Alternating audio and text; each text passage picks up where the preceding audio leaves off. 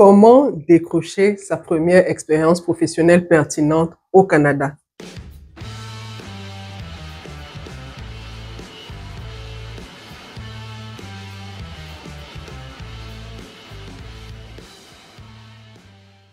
Salut à tous, bienvenue sur la chaîne Réussir au Canada. Je suis Priscilla Tanganambida et sur cette chaîne, vous aurez toutes les astuces pour réussir votre immigration et votre intégration au Canada.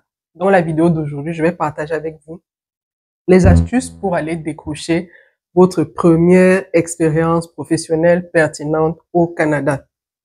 Vous le savez tous, la première expérience professionnelle au Canada, c'est la plus challengeante. Et je me suis dit, en ce début d'année, c'est certainement l'objectif de beaucoup d'entre vous, d'aller chercher une expérience professionnelle qui est pertinente en lien avec votre domaine ou dans le domaine où vous voulez vraiment travailler. Et je me suis dit, pourquoi ne pas partager avec vous ce que nous faisons chez Réussir au Canada? Pourquoi ne pas partager avec vous ce que moi-même j'ai eu à faire et qui porte des résultats, qui a porté des résultats et dont je suis vraiment satisfaite? Pourquoi ne pas vous donner ces astuces-là? Donc, je vais vous les donner dans cette vidéo. Première chose que j'aimerais quand même dire, c'est que vous avez de très, très belles expériences. C'est-à-dire que j'ai lu à date plus de 100 CV de personnes et je suis difficilement tombée sur un CV où j'ai pas vu une expérience riche. Mais c'est-à-dire, vous avez de très, très belles expériences. Le bémol que j'aimerais quand même mettre, c'est quoi? C'est que il y a un gros enjeu en termes de packaging.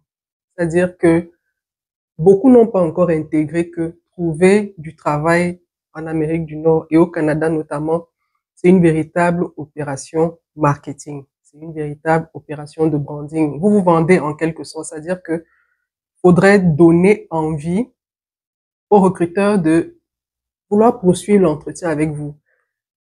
Je sais que vous avez de belles expériences. Pourquoi? Parce que je viens du même milieu que vous. C'est-à-dire que professionnellement, j'ai eu 15 années, j'ai travaillé pendant 15 années dans mon pays d'origine et je sais reconnaître les belles expériences, je sais reconnaître les personnes qui ont une belle carrière, qui ont de belles compétences. Je sais le voir. Mais ça, je le vois avec la lecture que j'ai par rapport à d'où je viens. C'est-à-dire que je sais le voir, je sais reconnaître que ce qui est beau. Mais quand on arrive ici, là, c'est pas les mêmes lunettes que les recruteurs ont. C'est-à-dire que le recruteur qui tombe sur les CV que vous envoyez, lui n'a pas mes lunettes. C'est-à-dire que il n'a pas travaillé dans un environnement comme le nôtre. C'est-à-dire que le référentiel n'est pas le même. Donc, il voit votre CV, mais ça ne tilte pas, ça ne fait pas clic dans sa tête. Pourquoi? Parce que le référentiel n'est pas le même. Donc, intégrez bien que trouver du travail au Canada, en Amérique du Nord, c'est une véritable opération de branding. Ça veut dire que même votre CV doit être brandé. Vous devez faire un gros lifting au niveau de votre CV. Heureusement, dans cette vidéo, je vais vous donner les astuces pour lifter votre CV. La deuxième chose que j'aimerais vous dire, c'est que trouver du travail, c'est un travail à temps plein. Que ce soit au Canada ou ailleurs, vous ne pouvez pas faire quelque chose de manière négligée de temps en temps quand vous avez une minute et vouloir les résultats. Non. Idéalement, avant de partir du pays, quand vous savez déjà à quelle date vous arriverez au Canada, vous pouvez commencer, disons, 1 mois ou 3 mois avant à faire vos recherches, surtout si vous avez déjà la ville où vous allez résider, idéalement l'adresse aussi. Commencez vos recherches avant. C'est-à-dire, ne vous dites pas, le jour où je vais atterrir, je vais lancer mes recherches le lendemain et la semaine qui suit, je vais trouver du travail. Non. Vous pouvez demander à ceux qui sont déjà sur place. Il y a des chanceux qui ont cette grâce-là, qui débarquent et la semaine qui suit, ils sont en emploi. Mais la réalité est qu'il faut, ça prend un certain temps. C'est-à-dire le temps que le recruteur vous sélectionne votre CV, vous passe en entrevue et que vous lui donniez vos disponibilités. Donc, deux choses à retenir. La première, c'est qu'il y a une grosse opération de branding qu'il faudra faire, non seulement au niveau de vos CV, mais aussi au niveau de votre profil LinkedIn. On en parlera plus loin. Mais considérez que c'est une activité à temps plein. Là, j'ai juste donné un aspect. Dans la suite de la vidéo, je vais vous dire comment faire de manière optimale ce travail à temps plein. Donc, premier point pour aller chercher votre première expérience professionnelle pertinente au Canada. La première chose, c'est déterminer les domaines dans lesquels vous êtes capable de travailler au Canada. Beaucoup de personnes, quand elles font leur recherche d'emploi au Canada, se limitent aux domaines dans lesquels elles ont eu à travailler d'où elles viennent. C'est-à-dire que quelqu'un qui a travaillé dans l'enseignement, mettons, voilà, quelqu'un qui a été enseignant ou bien a travaillé dans des domaines de suivi, évaluation, d'où cette personne-là vient, une fois au Canada, elle va forcément mettre son focus sur les domaines de suivi, évaluation, sur le domaine, sur l'enseignement, ce qui est normal parce que c'est vraiment le domaine dans lequel elle a une expérience qu'elle peut justifier. Je comprends. Mais il faut savoir une chose, c'est que même si vous avez développé une expérience dans un domaine, ça ne vous empêche pas d'avoir des compétences dans d'autres domaines où vous pouvez ici aller chercher un travail, un emploi, une expérience professionnelle. Revenons au cas de l'enseignant. Admettons que vous avez été enseignant de mathématiques dans un collège. Vous avez souvent été enseignant de mathématiques dans un collège et il se trouve que dans ce collège-là, vous avez souvent eu à gérer certains aspects administratifs. Vous avez souvent été au secrétariat, peut-être pendant que la secrétaire était absente, vous avez souvent appuyé le secrétariat.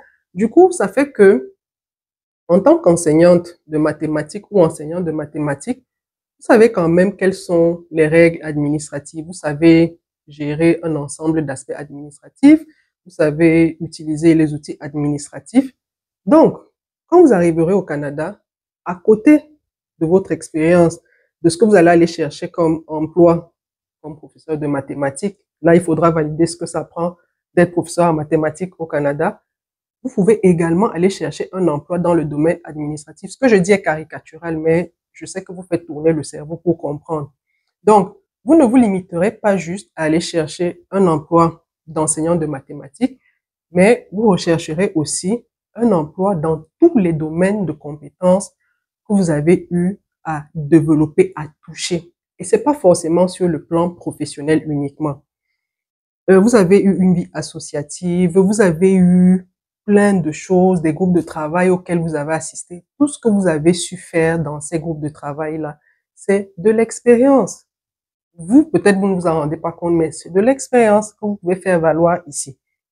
Alors, la petite astuce que j'aimerais vous donner ici, c'est que comme la plupart d'entre nous, et je me mets dans le lot, on a, quand on est arrivé, eu des CV bateaux, c'est-à-dire des CV fourre-tout, où on a mis toutes nos expériences. Ce que je vous recommande de faire ici, c'est rentrer donc dans votre CV, prenez tout ce que vous y avez mis en termes d'expérience professionnelle, utilisez une intelligence artificielle, la plus usuelle, ChatGPT, pour savoir quels sont les domaines de compétences, quels sont les emplois que vous pourrez aller chercher au Canada sans avoir jamais eu à travailler dans ce pays-ci. C'est-à-dire sur la base de ce que vous avez écrit dans votre CV, et je sais que vos CV sont fourre-tout, hein. J'ai rarement vu quelqu'un qui a un CV qui a des CV spécifiques à chaque domaine. Donc, pour ce pan-là, rentrez dans l'intelligence artificielle et demandez-lui quels sont donc les emplois pour lesquels vous vous qualifiez compte tenu de vos expériences précédentes. Et je le dis parce que, justement, votre CV est fou, donc vous n'aurez qu'à récupérer tous les éléments que vous avez mis dans votre CV pour l'insérer dans la requête. Et vous verrez que l'intelligence artificielle vous donnera les emplois pour lesquels vous vous qualifierez ici. Et donc, je bascule au deuxième point. Le deuxième point est justement en lien avec les CV bateaux. C'est comme ça que je les appelle. C'est pas méchant, mais c'est comme je vous ai dit. Quand moi je lis avec mes lunettes, moi qui ai eu les deux expériences, c'est-à-dire qui ai une connaissance des deux mondes, nos pays et ici au Canada, je sais reconnaître les belles expériences et j'aimerais vous dire, vous avez de belles expériences. Maintenant, comme je dis, les CV en général sont bateaux. C'est-à-dire que, reprenons le cas du professeur de mathématiques. Il a son expérience de professeur de mathématiques, mais il se dit, bon, pourquoi ne pas aller chercher un emploi de conseiller à la clientèle? Quand je regarde, je vois que c'est accessible et tout. Et qu'est-ce que la personne fait, le professeur de mathématiques? Bah, il va prendre un CV, son CV, parce qu'il n'en a qu'un seul, dans lequel il reparle de son expérience de professeur de mathématiques. Il va dire là-dedans qu'il a eu à souvent gérer un secrétariat. Bref, il va mettre de tout. Ce sera un melting pot. et il va le transmettre au recruteur. C'est-à-dire qu'il va dire au recruteur, voilà, je veux être conseiller au service à la clientèle dans ton entreprise, mais écoute, je t'envoie mon CV, prends-le. Il y a certainement l'expérience que tu recherches là-dedans. Maintenant, j'aimerais donc que vous vous mettiez à la place du recruteur. Et je prends souvent un exemple typique. Si vous voulez recruter quelqu'un chez vous, un personnel de maison, et que vous avez 3 CV, même 2, ne nous compliquons pas la vie, 2 CV. Une d'une personne qui vous dit, OK, je viens pour l'emploi de personnel de maison. Ce que j'ai souvent eu à faire dans ma vie, j'ai été professeur de français, plus tard j'ai été professeur d'anglais, ensuite j'ai été agent administratif. Entre autres, j'ai souvent fait de l'entretien ménager, j'ai souvent fait des jobs dans des maisons. Et vous avez à côté quelqu'un dont le CV ne vous parle que de son expérience de personnel de maison. Des deux, quelle vous retiendrez? J'entends beaucoup de personnes me dire, oui, mais c'est pas parce que tu présentes tes autres expériences que ça exclut que dans le domaine en question, tu es compétent. Je suis d'accord. C'est pour ça que je vous dis, moi, je suis capable de dire que vous avez de belles expériences parce que mes lunettes ont les deux côtés. C'est-à-dire que je sais reconnaître une belle expérience qui viennent de chez nous. Et je sais également quelles sont les attentes des recruteurs ici quand ils regardent, quand ils voient un CV. La première chose que je voudrais que vous sachiez, c'est quoi? C'est que c'est pas un individu, une personne qui lira votre CV. Il y aura certainement des cas où une personne lira votre CV, mais en règle générale, ce sont des machines, des intelligences artificielles qui lisent vos CV, qui lisent nos CV. Donc, ce qui se passe, c'est quoi? C'est que quand vous envoyez votre candidature et que elle est reçue, l'intelligence artificielle, elle n'a pas l'intelligence humaine. C'est-à-dire, c'est une machine, elle est tac, tac, tac. C'est-à-dire, on lui a dit, recherche ci, ça. Voilà les mots-clés. Et voilà, elle fait son travail. Donc, quand vous envoyez votre CV, l'intelligence artificielle recherche des expressions typiques, des mots-clés. Donc, même si vous avez la meilleure expérience, une meilleure expérience que la personne qui ne présentera que son expérience dans le domaine, il n'y a pas de grande chance que vous soyez tiré du lot. Pourquoi? Parce qu'en termes d'information, non seulement vous n'êtes pas droit au but, mais il y a tellement de choses là que on vous disqualifie. C'est-à-dire, l'intelligence artificielle c'est des ATS comme on dit. C'est-à-dire, elle traque quelque chose de précis dans votre CV. Si elle ne le voit pas, elle vous met de côté. Et elle se focalise sur les personnes, justement, qui sont droit au but et qui ont les éléments qui lui ont été demandés. C'est-à-dire que on lui a dit, cherche-nous quelqu'un, cherche-nous un profil qui a ci, ça. Donc, votre CV sera écarté à chaque fois, même si vous avez l'expérience, même si vous avez tout ce que vous voulez, mais à côté de quelqu'un qui va droit au but et qui a l'expérience, vous êtes facilement mis de côté. Donc, quand vous préparez vos CV, préparez toujours des CV en lien direct avec l'emploi que vous recherchez. Ne faites plus l'erreur de transmettre un CV bateau. Ne faites plus l'erreur de, de n'avoir qu'un seul CV. Non. Je vous ai dit dans la première étape, demandez à l'intelligence artificielle quels sont les emplois pour lesquels vous vous qualifiez. Une fois que l'intelligence artificielle vous a dit ça, pour chacun des emplois qui vous intéressent, parce qu'il y en a certainement qui ne vont pas vous intéresser, faites un CV spécifique. C'est-à-dire que si l'intelligence artificielle vous a dit, vous vous qualifiez très bien pour un emploi de coordonnateur exécutif, de contrôleur financier, écoutez, vous aurez 2 CV. Le jour où vous postulerez pour le contrôle financier, c'est le CV de contrôleur financier que vous enverrez. Le jour où vous postulerez pour le service à la clientèle, c'est le CV pour le service à la clientèle que vous enverrez.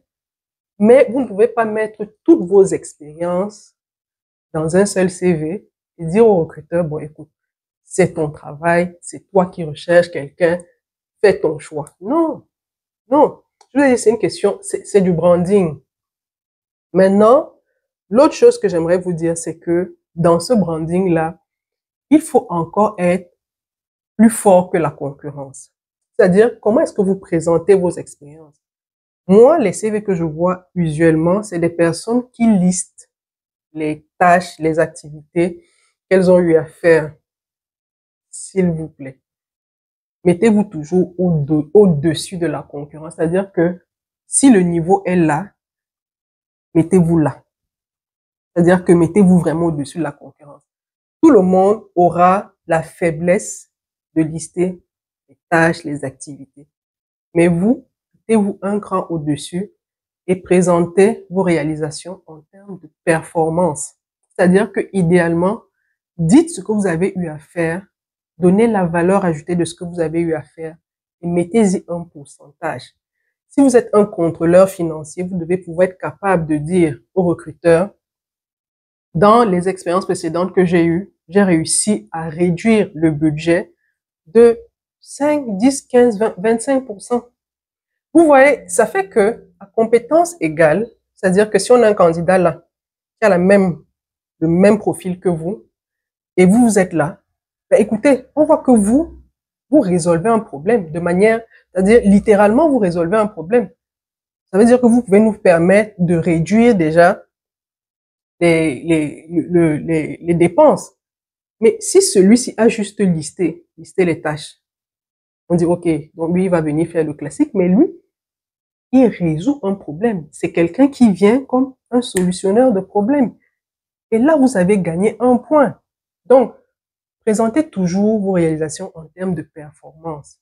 Ne listez pas juste les tâches.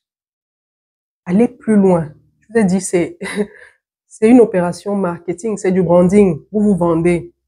Donc, pour qu'on vous achète, c'est-à-dire que si on estime que vous avez la même compétence, on cherchera quelqu'un qui est orienté solution. On cherchera pas quelqu'un qui vient juste faire son travail et partir. Donc ça, c'est la petite astuce que j'aimerais vous donner. L'autre astuce que j'aimerais également aussi vous donner, c'est dans vos CV, s'il vous plaît, soyez droit au but. C'est pas la littérature le plus important, c'est vraiment les mots-clés. Il y a des mots-clés spécifiques qui sont attendus. Et j'aimerais vous dire, quand vous préparez votre CV et éventuellement votre lettre de motivation, s'il y en a une qui est demandée, partez toujours sur la base de la description de poste que le recruteur a publié. Aujourd'hui, on est à l'ère des intelligences artificielles. Je vous ai déjà dit, utilisez ces intelligences artificielles-là pour votre plus grand bien. Ça veut dire que si le recruteur vous a transmis une description de poste, il y a des mots-clés dans cette description de poste. Quand on recherche un coordonnateur exécutif, il y a des attentes spécifiques. On sait ce qu'un coordonnateur exécutif doit avoir comme atout, comme compétence. Il y a des attentes spécifiques. Ça veut dire que dans votre CV, quand l'intelligence artificielle, l'ATS, viendra sur votre CV, il y a des mots-clés que cette intelligence artificielle-là va rechercher. Débrouillez-vous à intégrer ces mots-clés-là dans votre CV. Et l'astuce que j'aimerais vous donner ici, c'est utiliser justement l'intelligence artificielle pour refaire votre CV. On continue, qu'on soit aligné. L'intelligence artificielle vous a dit, voilà les emplois pour lesquels vous vous qualifiez. L'intelligence artificielle reformate votre CV parce que vous lui avez donné la description de poste et vous lui avez donné la requête de vous générer votre CV sur la base de la description de poste. Et vous humanisez justement ce CV-là. Ça veut dire que vous relisez ce que l'intelligence artificielle a dit. Ne copiez pas, coller bêtement, non. Relisez. OK, l'intelligence artificielle me dit ici de mettre ceci, mais ça ne correspond pas, ou bien je suis pas capable de justifier cette compétence-là. Vous revoyez. Parce que le risque aussi, c'est ça, c'est que l'intelligence artificielle enhance trop votre CV et à un moment, vous-même, vous ne vous reconnaissez pas, ou même qu'il y ait des compétences que vous ne soyez pas sûr de délivrer. Donc, prenez toujours le temps de relire les CV qui ont été générés par l'intelligence artificielle et humanisez-les. C'est-à-dire que adaptez-les non seulement à votre réalité, mais assurez-vous aussi que, en termes comment dire, d'éléments de langage, la façon dont c'est dit, la façon dont tout est présenté, ça correspond vraiment à qui vous êtes, ce que vous faites et ce que vous êtes capable de faire. Donc, Utilisez ces intelligences artificielles-là pour votre plus grand bien, mais humanisez aussi parce que, comme j'ai l'habitude de dire, la même intelligence artificielle qui a eu la requête de sortir du lot les profils les plus percutants a également la requête de mettre de côté les profils qui vont se servir d'une intelligence artificielle pour générer des CV. Parce que le risque, c'est quoi? C'est que quelqu'un qui n'a pas d'expérience dans le domaine applique, transmette son CV et fasse perdre du temps aux ressources. Parce que, petite parenthèse aussi, j'espère que c'est pas une parenthèse dans une autre parenthèse, mais bon, vous comprendrez. Petite parenthèse, ce que je dis souvent aux gens, c'est que en termes de pertinence, en termes de chances de recrutement, les offres d'emploi que vous voyez, les bannières que vous voyez sur certaines entreprises, pour moi, c'est le niveau le plus bas en termes d'offres d'emploi. C'est-à-dire que la chance qu'on vous appelle dans le cadre de ces offres-là est quand même minime, à moins que ce soit une enseigne qui prépare son ouverture et qui recrute justement. Oui, là, vous avez des chances. Mais il y a des immeubles qui sont là depuis un moment. Vous voyez même que la bannière est là depuis tellement longtemps. Et vous voyez toujours, nous embauchons. Là-bas, la chance qu'on vous appelle est quand même minime. Pourquoi? Parce que ils sont en train de créer comme une base de données de personnes et vous allez appliquer, vous n'aurez jamais de suite. Vous n'aurez jamais de suite. Et à un moment même, je me dis, c'est un peu comme aussi une politique dans ce pays, c'est-à-dire de toujours donner l'impression aux gens que on recherche du travail, on recherche des travailleurs, mais derrière, la réalité est tout autre. Pas pour vous dire qu'il n'y a pas, il y a du travail, mais que vous ayez quand même une lecture des, comment dire, des lieux où il serait pertinent de fournir vos efforts, de mettre vos efforts. Donc, les bannières trop vieilles là, sur des immeubles, ou même vous sentez que ça fait un moment, on pourrait vous recruter, mais je dirais que là, c'est beaucoup plus des constitutions de base de données au cas où les personnes qu'on a, s'il y a un trop grand roulement d'employés, qu'on ait quand même toujours une base de données de personnes qu'on va ramener en entreprise. Donc, si c'est par exemple une usine où il y a un très grand roulement, les personnes vont fatalement avoir un problème au dos, par exemple, ils vont toujours mettre cette affiche-là. Ça fait que chaque fois que quelqu'un va se plaindre, chaque fois que quelqu'un partira parce que au niveau du dos, ça va pas, c'est des emplois qu'on fait toute la journée, ça va faire avoir mal au dos, qu'il y ait toujours une base de données de personnes qui vont venir alimenter et qui pourront être recrutées. Et on sait que celles-là aussi partiront, mais on aura toujours une base de données. Donc ça, pour moi, c'est limite. C'est pas, vous n'avez pas de plus grande chance d'être appelé là-bas. Quand je dis, on va vous appeler, mais quand je vois le timing, les attentes des personnes, c'est généralement un mois, 2 mois. Donc là, vous pouvez candidater, être surpris que ça prendra le temps que ça prendra. Les plus chanceux seront peut-être appelés si ça tombe dans une période où certains sont partis et on veut remplacer. Oui, mais comme je vous dis, il y a souvent un très fort roulement là. C'est ça qui justifie qu'on crée ces bannières. Maintenant, il y a les candidatures sur les job boards, c'est-à-dire que les sites Internet. Là, je vous dis, vous avez encore de meilleures chances, c'est-à-dire vos chances sont plus intéressantes. Pourquoi? Parce que sur un job board, sur un site Internet, il faut savoir qu'il y a une ressource qu'on a fait à soi et à qui on a demandé de faire des recherches, non seulement en entreprise, pour déterminer le besoin, mais également pour savoir les attentes, les compétences que le candidat qu'on recherche devra avoir. Ça veut dire qu'il y a quelqu'un qui s'est assis, quelqu'un qu'on paye, parce que c'est une ressource qui est payée, qui s'est assise, qui a fait des recherches en interne pour le poste à pourvoir et qui s'est assise, cette ressource-là, et a rédigé la fiche de description de poste que vous avez. Et l'entreprise ne peut pas se permettre de faire une telle dépense sans attendre un retour sur investissement. Ça veut dire que quand vous voyez une offre d'emploi sur un site Internet, vos chances sont encore plus intéressantes. C'est même c'est d'ailleurs les plus intéressantes pour les nouveaux arrivants. Maintenant, le top du top en matière de recherche d'emploi, en matière d'offre d'emploi, c'est la référence. Là, vraiment, qu'est-ce qu'il y a de mieux? La référence, c'est quoi? C'est, vous connaissez quelqu'un, un proche, un ami, un collègue, un professeur, un enseignant à vous, qui vous dit, je connais quelqu'un dans tel domaine, qui recherche ton profil. Je sais que tu es bon dans tel domaine et tout. On a souvent échangé, donc envoie-moi ton CV. Il faut savoir que ici, les choses marchent vraiment en réseau. C'est vraiment sur la base de la confiance que les gens fonctionnent. Et je les comprends. Et je comprends tout à fait. C'est-à-dire que euh, je dis souvent à mes enfants, on est dans le pays des statistiques. C'est-à-dire que on va vous dire un enfant qui a grandi dans tel quartier, voilà ses chances de devenir ci, de devenir ça, d'aller à telle université ou de ne pas aller à l'université, de faire du décrochage scolaire. Donc, c'est pareil un peu dans tout.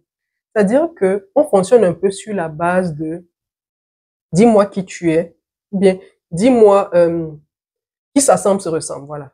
C'est-à-dire que quand quelqu'un euh, réfère un candidat, on y va par assimilation. On se dit, OK, lui, c'est quelqu'un de sérieux, c'est quelqu'un d'intègre, c'est quelqu'un qui respecte ses engagements.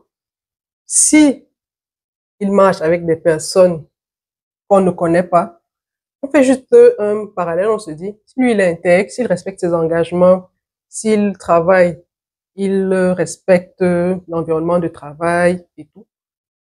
S'il réfère quelqu'un, ça veut dire que la personne que il va nous référer, ce sera aussi une personne d'intègre qui va respecter ses engagements. Vous voyez un peu. C'est-à-dire qu'on limite quand même le risque. Parce qu'il faut aussi savoir, parce que ce qu'il faut aussi savoir, c'est quoi? C'est que quand vous êtes recruté, il y a comme un retour sur investissement qui est attendu. C'est-à-dire que on vous recrute, mais on ne voudrait pas que vous partiez du jour au lendemain. Minimalement, c'est 2 ans qu'on voudrait vous avoir en entreprise. C'est-à-dire pour être sûr qu'on a rentabilisé tout ce qu'il y a eu derrière votre recrutement. C'est minimalement 2 ans. Donc, si on va sur la base de quelqu'un qu'on ne connaît pas forcément, vous imaginez que l'exercice sera sans fin. Donc, les recruteurs, les entreprises optimisent leur chance en faisant quoi? En passant par la référence. Donc, si vous avez quelqu'un qui vient vous dire, par référence, envoie-moi ton CV et je te référerai à quelqu'un, là, vous avez de belles chances. Je ne vous garantis pas que vous serez toujours recruté parce que il y a peut-être d'autres personnes qu'on va référer, mais j'ai juste envie de vous dire, par le réseau, vos chances sont encore plus intéressantes. Donc, pour revenir à l'exemple de tout à l'heure, quand vous avez transmis votre CV, optimisez votre CV. C'est-à-dire que utilisez les mots-clés qui ont été intégrés dans la fiche de description de poste. Utilisez ces mots-clés-là. Présentez votre CV, vos compétences en termes de performance. C'est très, très important. Optimisez vos chances d'être tiré. C'est-à-dire que l'ATS vous sorte du lot. Maintenant, tout ne se joue pas seulement au niveau du CV. Tout se joue aussi au niveau du réseau et je vous l'ai dit. Et ici en Amérique du Nord, il y a un outil qui est très puissant pour le réseautage professionnel, c'est LinkedIn. Nous négligeons énormément cet outil-là et pourtant c'est un outil qui vous permet de connecter avec des gestionnaires de ressources humaines, d'avoir des offres d'emploi, d'échanger même avec des personnes qui sont des responsables dans des entreprises, qui sont dans le même corps de métier que vous souhaitez embrasser. Donc, allez sur LinkedIn, optimisez votre profil ou créez votre profil si vous n'en avez pas encore et connectez avec des gestionnaires RH, connectez avec les entreprises où vous avez des vues, vous avez l'intention d'aller travailler pour ces entreprises-là. Allez-y. Je ne vous demande pas de faire du rentre-dedans aux gens. Non. Soyez quand même poli. Mettez-vous à la place des gens. C'est-à-dire que vous n'allez pas balancer votre CV aux gens sur LinkedIn, mais connecter. Quand je dis connecter, c'est quoi? C'est que vous allez déjà sur leur profil voir si c'est des personnes qui donnent du contenu engageant. Dans les échanges, interagissez. Mettez des likes, mettez des commentaires, mettez votre retour. C'est toujours apprécié. L'autre chose aussi que vous pouvez faire, c'est pour certaines personnes, demander à avoir des rencontres. Par exemple, un gestionnaire RH, une entreprise a publié une offre d'emploi dans un certain domaine. Si vous avez pu retrouver qui est le gestionnaire RH de cette entreprise-là, n'hésitez pas à lui écrire, à lui dire, je vois que vous recrutez beaucoup, des profils.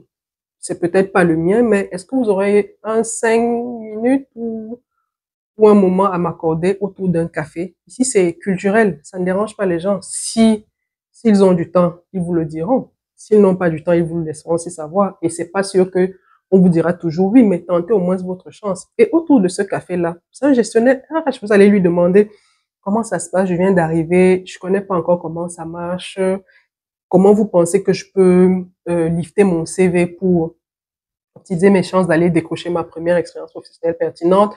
Posez toutes ces questions-là. Je ne dis pas que tout le monde vous dira oui ou vous dira non, mais ceux qui vous diront oui, ayez cet échange franc avec eux. Posez toutes les questions en lien avec votre recherche d'emploi. Je vous dis, ici, c'est culturel. C'est-à-dire, on voudra savoir quelles sont vos questions. Certains vous diront, laissez-moi vos questions là, ou bien envoyez-moi votre CV, envoyez votre CV à notre base de données. Tentez au moins cette chance-là. L'autre chose que j'aimerais aussi vous dire, c'est quoi?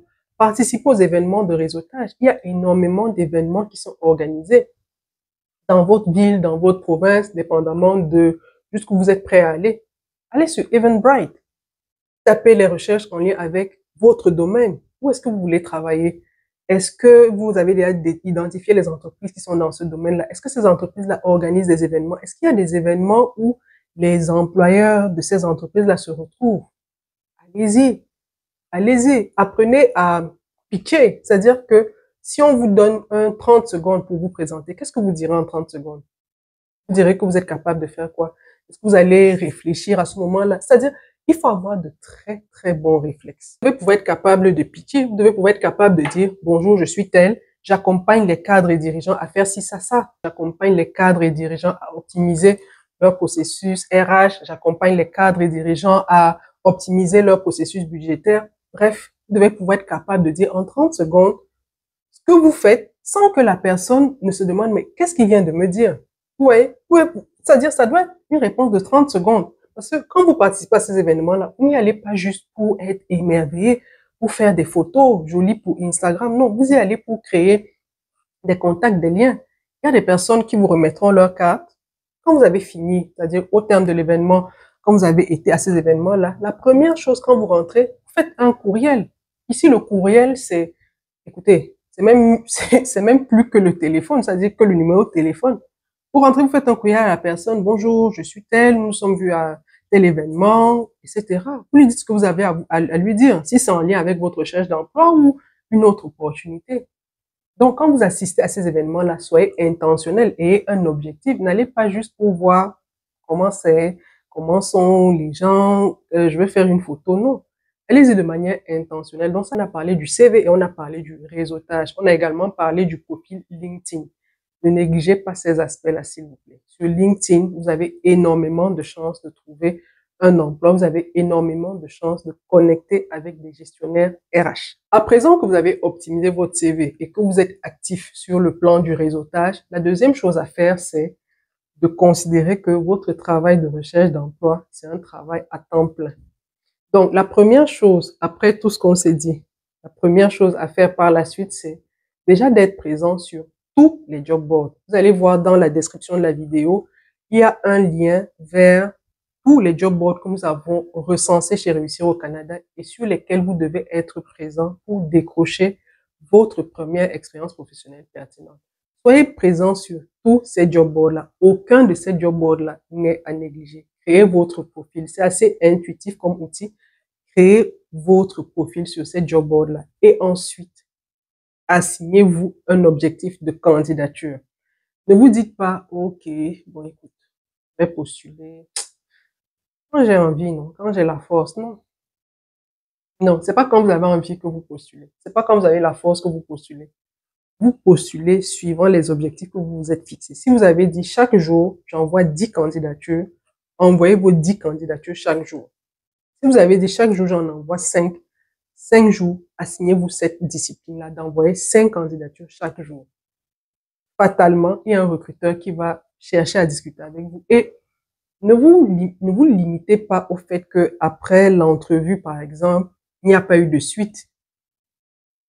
Apprenez, mettez-vous vraiment dans un processus d'apprentissage. C'est-à-dire que après une entrevue, ayez le réflexe, après un certain temps, si on vous a fait un retour, ayez le réflexe de demander au recruteur, si vous n'avez pas été retenu, qu'est-ce qui, dans votre candidature, a attiré son attention et qu'est-ce qu'il pense que vous pourriez améliorer? Qu'est-ce que vous pourriez améliorer pour optimiser vos chances? Et ce dialogue transparent avec un recruteur, Certains vont être polis de vous dire non, on a préféré donner la chance à quelqu'un. Vous savez, tout ce par quoi vous passez là, je suis passé par là, donc je connais un peu les réponses typiques.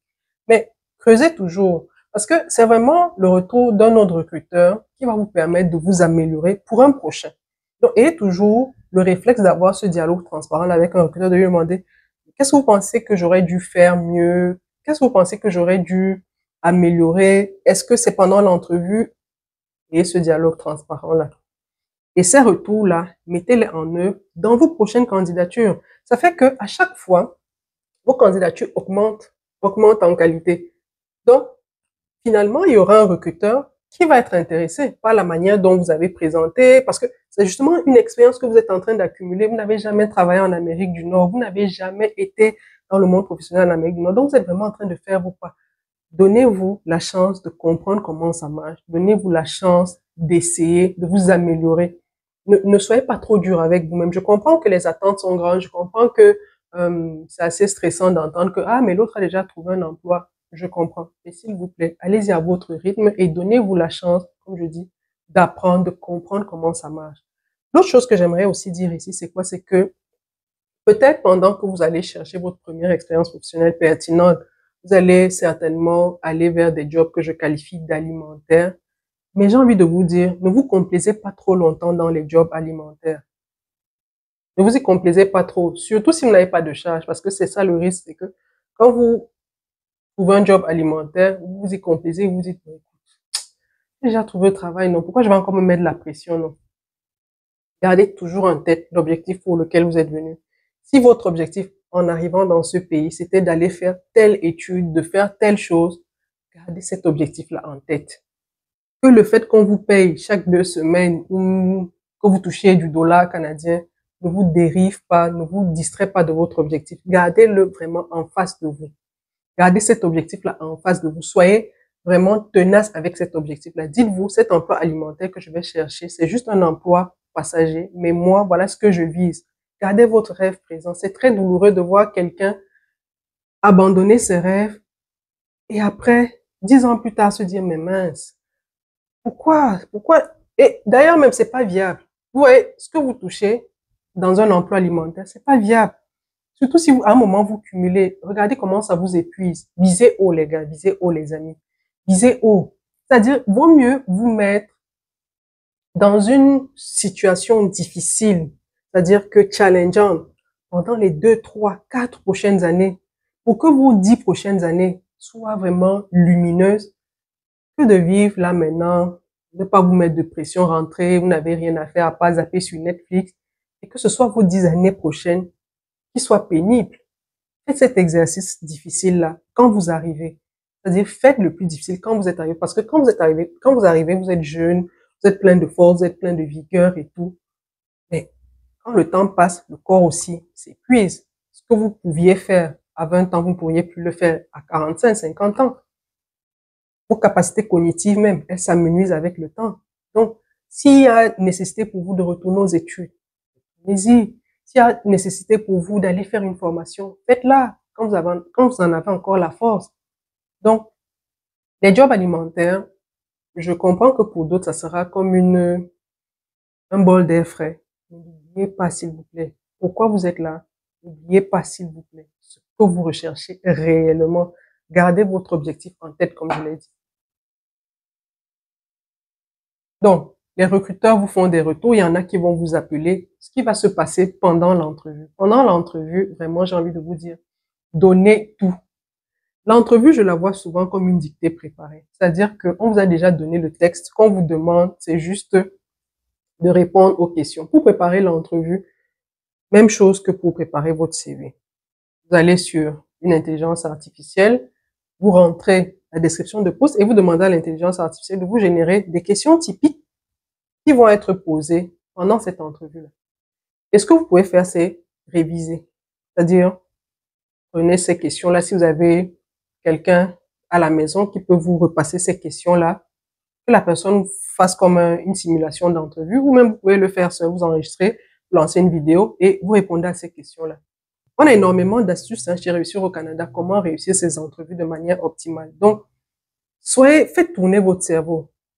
Soyez Soyez créatif. Comment préparer son entrevue? Regardez ces questions-là. Et je dis souvent aux gens, si on vous a dit que pour un emploi, et là, c'est vraiment parfois le nœud avec nous, si on vous a dit que pour un emploi, on recherche quelqu'un qui est bilingue, qui s'exprime en français et en anglais, mes amis, s'il vous plaît, faites des révisions en anglais. Faites vos simulations en anglais. L'entrevue, c'est toujours dans le cadre de la fiche de description de poste. Ça ne sort pas de là.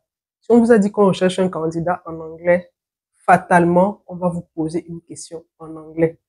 Ça ne ment pas. Mais l'erreur que beaucoup commettent, c'est quoi? C'est que pendant l'entrevue, la question usuelle, c'est est-ce que vous vous exprimez bien en anglais ou en français? Ça dépend de la province où vous êtes. Si vous êtes dans une province francophone, on va vous demander est-ce que vous exprimez en anglais? Si vous êtes dans une province anglophone, on va vous demander est-ce que vous exprimez bien en français? Et l'erreur que beaucoup commettent, c'est quoi? C'est que puisqu'ils sont fluents, peut-être en français ou en anglais, on va leur demander est-ce que vous vous exprimez bien en français? Ils vont répondre en anglais. Oui, je m'exprime bien en anglais. L'erreur, c'est ça. Si on vous demande, est-ce que vous vous exprimez bien en anglais? Répondez en français. Ne répondez pas dans la langue où vous êtes confortable. Pourquoi? Parce que c'est cognitif, c'est un biais cognitif. Vous, pareil, si je vous demande, est-ce que tu sais préparer? Mais si vous me dites, oui, je sais préparer, et quelqu'un qui me dit, apporte-moi des éléments, je te fais un plat typique.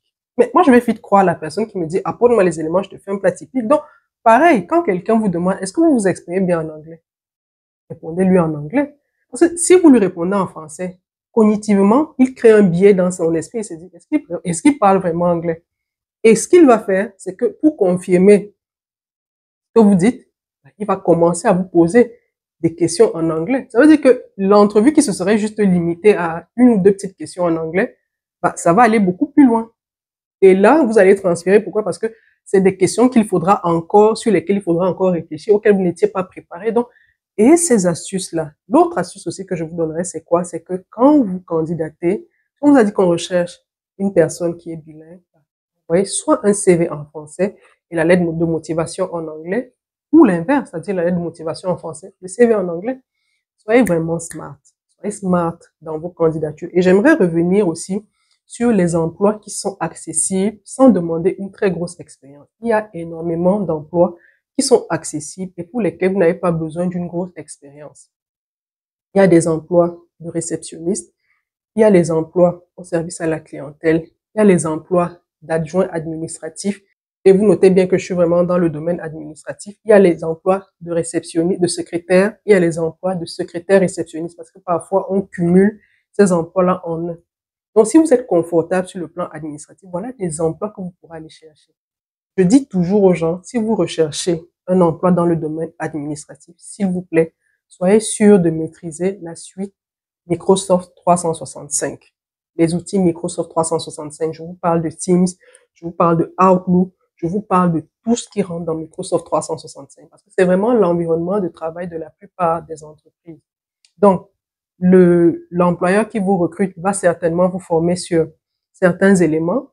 Il va pas aller vous former sur Microsoft 365. C'est la base, c'est-à-dire que il estime que vous maîtrisez déjà ça. Donc, ne faites pas l'erreur de candidater pour des emplois administratifs et de ne pas maîtriser parce que ce que je dis aussi souvent aux gens, c'est quoi? C'est que le plus dur, c'est pas de passer l'entrevue. Le plus dur, c'est de passer les 3 mois, la période d'essai. Vous avez une période d'essai de 3 mois pendant laquelle le recruteur, l'employeur s'assure que vous êtes un bon fit. Parce que je vous ai dit, il y a une rentabilité attendue derrière, c'est-à-dire un retour sur investissement attendu derrière. C'est-à-dire que quand on vous recrute, il y a un retour sur investissement qui est attendu derrière. Si vous ne matchez pas, si au bout de 3 mois, vous ne matchez pas, l'entreprise perd moins qu'en vous embauchant après 3 mois. Ça veut dire que les 3 mois là, c'est vraiment la période cruciale. Donc, faut être sûr que quand vous rentrez en entreprise, vous avez le minimum, c'est-à-dire ce qu'on requiert minimalement pour ces emplois-là. Et dans le cas des emplois administratifs, c'est Microsoft 365. Allez vous former dessus. C'est sur Teams que vous aurez vos rencontres. Vous avez Outlook que vous allez prendre vos rendez-vous, que vous allez rédiger vos mails, que vous allez rédiger les documents. Bref, maîtrisez ces outils-là. Il y aura certainement des logiciels spécifiques de l'entreprise sur lesquelles on va vous former, mais il faut maîtriser la base. C'est-à-dire que le recruteur ne va pas vous former sur ces outils-là. L'employeur ne va pas vous former sur ces outils-là. Mais comme je vous dis souvent, c'est des outils très, très intuitifs. C'est des outils, si vous êtes smart, vous allez comprendre comment ça marche. La vidéo a été plus longue que prévu. Je ne comptais vraiment pas la faire aussi longue. Laissez-moi toutes vos questions en commentaire parce que je suis sûre qu'il y aura beaucoup de questions. Mais dites-moi aussi si vous voudriez bien que je fasse cette vidéo-là en version masterclass, c'est-à-dire beaucoup plus longue. Parce que là, j'ai vraiment voulu vous donner le substrat, mais vraiment de manière synthétique. Mais je vois que ça va fatalement tirer parce qu'encore que là, j'ai pas tout dit. Je le reconnais, j'ai pas tout dit, mais s'il vous plaît, si vous voulez que je fasse cette vidéo en version masterclass beaucoup plus longue avec des spécifications à chaque fois, peut-être qu'on la découpe en tranches d'une heure, dites-moi, je vais trouver. Mon agenda n'est pas le plus facile dans lequel il faudra facilement intégrer ça, ou je pourrais facilement intégrer ça, mais laissez-moi, dites-moi savoir, faites-moi savoir si c'est vraiment quelque chose qui vous intéresserait. Je me plierai bien à cet exercice-là. On dira 2h30, 3 heures. Oui, c'est gérable, on va pouvoir le faire. Donc, j'attends vos commentaires, j'attends vos avis, j'attends vos questions. N'hésitez pas à partager cette vidéo avec une amie, un frère, un parent qui vit au Canada, qui pourrait être intéressé par ce contenu. Je vous dis à bientôt pour une prochaine vidéo. Prenez soin de vous. Bye bye.